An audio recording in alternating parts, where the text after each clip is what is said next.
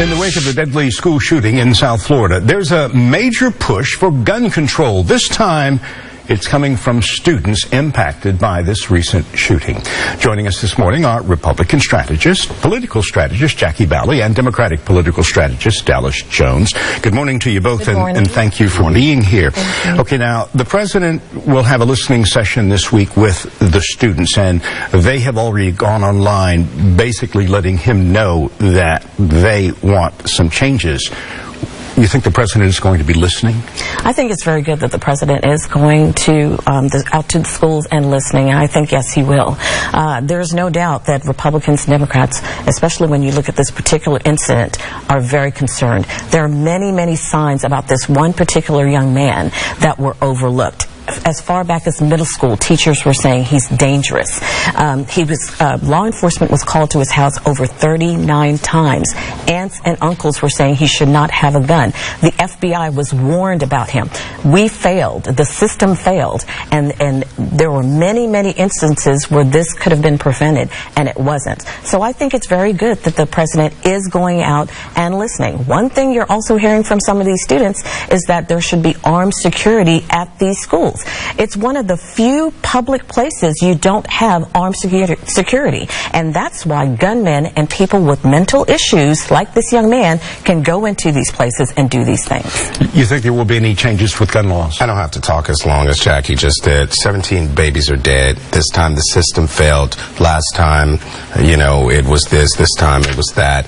I'm not optimistic that this president or this Congress is going to do anything to actually bring about meaningful gun control in this country. I'm glad to see these students standing up, but the reality of it is if you'd like to begin to talk about comprehensive gun control or gun safety laws, you need to start with campaign finance laws.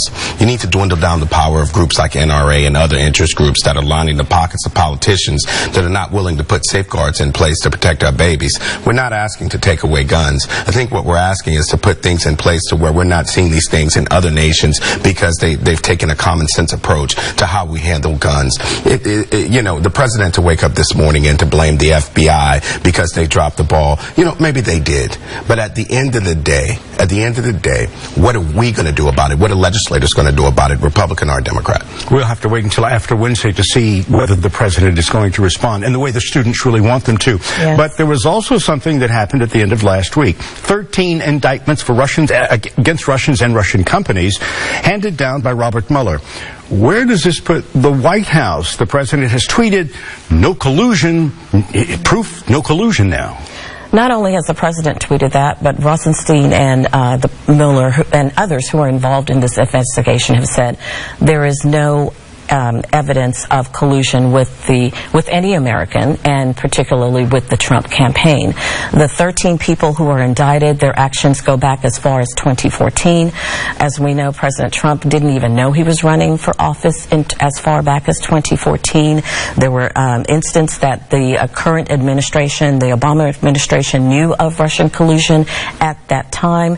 And actually, there is evidence that they were colluding or trying to get into the political system to help Bernie Sanders. There were anti-Trump rallies.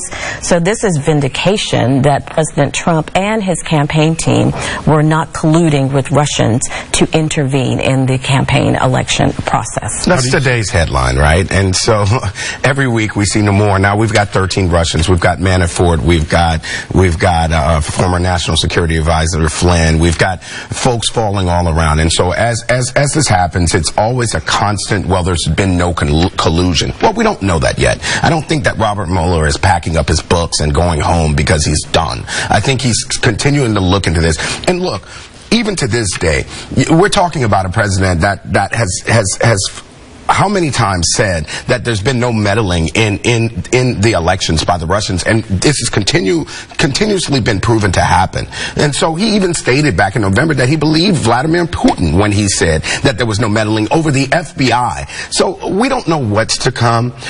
This is only this week's headlines, and I'm sure next week we'll find that we found even more when it comes to Russia. But it should not be getting tied to children that have been shot in Florida. That's deplorable. Well, this this is going to be one of those weeks where there's going to be a lot of reflection, and hopefully the president will be able to reflect on what the children tell him later in the week. Yes. Jackie Absolutely. Balley, Dallas Jones, thank you so very much for joining us here this morning. Thanks for Thank having you. us.